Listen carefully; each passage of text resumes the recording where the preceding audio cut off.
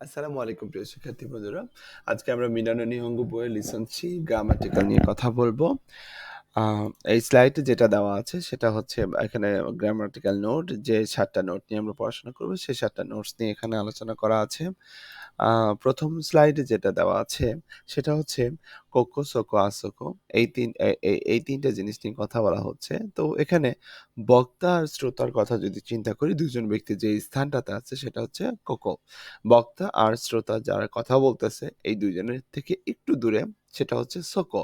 বক্তা আর শ্রোতার থেকে অনেক দূরে সেটা হচ্ছে আসোকো। তার মানে স্থানকে নির্দিষ্ট করতে গেলে কোকো, সোকো, আসোকো। কোকো মানে হচ্ছে এখানে, সোকো মানে হচ্ছে ওখানে, আসোকো মানে হচ্ছে ওইখানে বুঝাচ্ছে। এরপরের স্লাইডে যেটা দেওয়া আছে সেটা হচ্ছে কচিরা, ছচিরা, আচিরা। তো কচিরা, ছচিরা, আচিরা এইটা দ্বারা বোঝাচ্ছে কোনো একটা ডিরেকশন বোঝাচ্ছে। যেমন কচিরা এইদিকে, ছচিরা ওদিকে, আচিরা ওইদিকে। অথবা কচিরা, ছচিরা, আচিরাকে ডিরেকশন অথবা প্লেস দুটোই বোঝায়। আর কোকোসোকো আসোকোর মার্জিত রূপ হচ্ছে কচিরা, ছচিরা, আচিরা। তারপরেও আরেকটা কথা আছে, কচিরা, ছচিরা, আচিরার প্লেন ভার্সন হচ্ছে কচিরা মানে হচ্ছে কচ্চি, ছচিরা মানে হচ্ছে ছচ্চি, আচিরাকে আচি বলা যায়।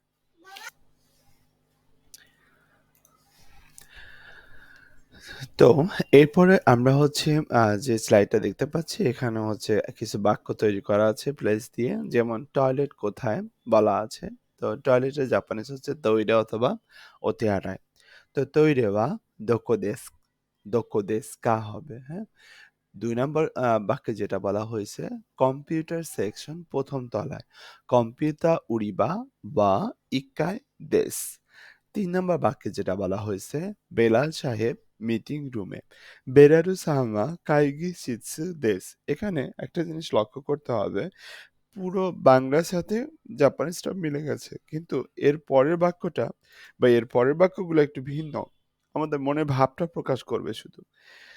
টয়লেট কোথায়? তৈরে বা দোকো দেস্কা। এখানে যেটা এই ফরম্যাটটাতে যেটা প্রশ্ন করে কিভাবে অ্যাকচুয়ালি, হ্যাঁ? দোকো অথবা দোচিরা দিয়ে সেটা এখানে দেখানো আছে। টয়লেট কোথায়? তৈরে বা দোকো দেস্কা। তো উত্তর আসছে ওইখানে আসোকো দেস। ২য় নাম্বার বাক্যে যেটা বলা আছে, মিটিং রুম কোথায়? কাইগে শিৎসুয়া দোচিরা দেস্কা। মিটিং রুম কোথায়?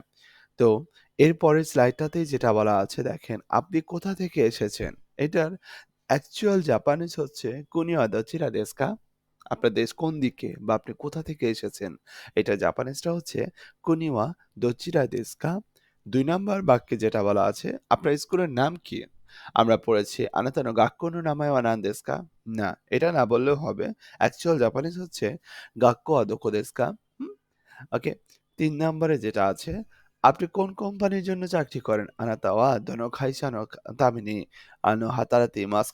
এভাবে আমরা হইতেছে বড় হইলে যখন আমরা আরো অ্যাডভান্স লেভেলে যাব তখন এটা পড়ব। কিন্তু এটা অ্যাকচুয়াল মিনিং হচ্ছে খাইসা ওয়া দোচিরা দেশু কা? এটার মানে আপনি কোন কোম্পানির জন্য কাজ করেন এটা বোঝায় আরকি। হ্যাঁ? তো এই ৩ টে জিনিস খুবই ইম্পোর্টেন্ট সবার জন্য কথা বলার ক্ষেত্রে। এরপরে বলা হচ্ছে নো পার্টিকেল দ্বারা দুটি নাউনকে হচ্ছে একটা নাউনে রূপান্তর করছে, বাট সেটার কিছু এক্সাম্পল এখানে দেওয়া আছে। যেমন এখানে বলা আছে ইতালির জুতা। ইতালি হচ্ছে একটা দেশের নাম, জুতা হচ্ছে একটা নাউন, তাই না? ইতালিও একটা নাউন। তো ইতালিয়ানো কুৎসু, আপেলের স্মার্টফোন, হ্যাঁ, আপুর, আপুর নো স্মার্ট হোন দেস। এটা কোথাকার ব্যাগ?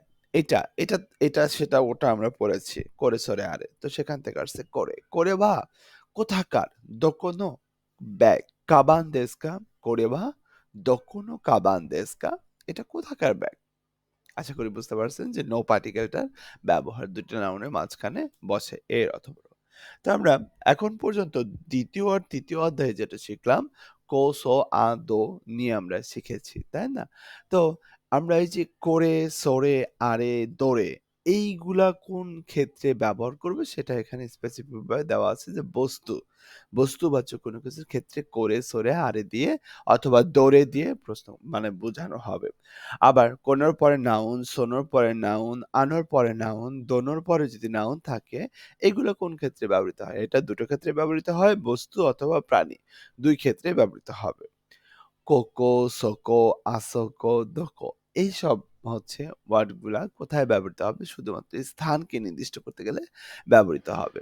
স্থান অথবা হচ্ছে মানে হচ্ছে দিক বা হচ্ছে প্লেস অথবা ডিরেকশন এটাকে নির্দিষ্ট করতে গেলে বা এটাকে বলতে গেলে কিভাবে বলবো আমরা?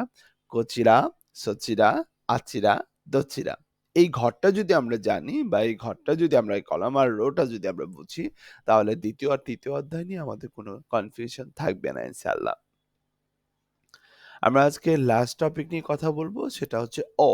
ও এমন একটা হচ্ছে বর্ণমালা যদি কোনো শব্দের শুরুতে এই ওটা থাকে তাহলে সেই শব্দটাকে মার্জিত করে দেয়। যেমন কুনি, কুনির আগে ও আছে। তার মানে এটাকে মার্জিত রূপ দিয়েছে। ও কুনি ওয়া দোচিরা দেশু কা?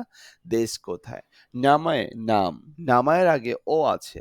এই ওটা যদি থাকে তাহলে এই নামায়টাকে পোলাইট করেছে। "ওনামায়ে ওয়া নান দেশু কা?" আপনার নাম কি?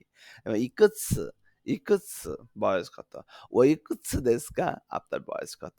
তো এইভাবে আপনার হচ্ছে একটা শব্দকে যেমন চা, ও চা, হ্যাঁ? সাকে, ও সাকে এভাবে একটা শব্দকে ও দ্বারা মার্জিত রূপ দেওয়া যায়। তো আশা করি আজকের ৩ অধ্যায় আপনারা ক্লিয়ার। এ পর্যন্তই হচ্ছে ৩ অধ্যায় গ্রামাটিক্যাল নাই বললেই চলে। তো বরাবরের মতো একটা কথাই বলব, প্রচুর প্র্যাকটিস করতে হবে। আর হচ্ছে প্র্যাকটিস শুধুমাত্র গ্রামাটিক্যাল মুখস্থ করলে হবে না। এটা হচ্ছে প্রয়োগ করা শিখতে হবে।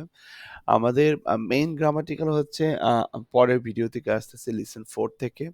আ আশা করি সবাই হচ্ছে মনোযোগ দিয়ে পড়াশোনা করতেছেন। তারপরেও যদি কোনো কিছু না বোঝেন অবশ্যই কমেন্ট অপশনে আমাকে জানাবেন। আর আমার যদি কোনো ভুলভ্রান্তি থাকে সেটাও আমাকে কমেন্ট অপশনে আপনারা জানাবেন ইনশাআল্লাহ। দেখা হবে নেক্সট পরের কোনো ভিডিওতে। সায়নারা।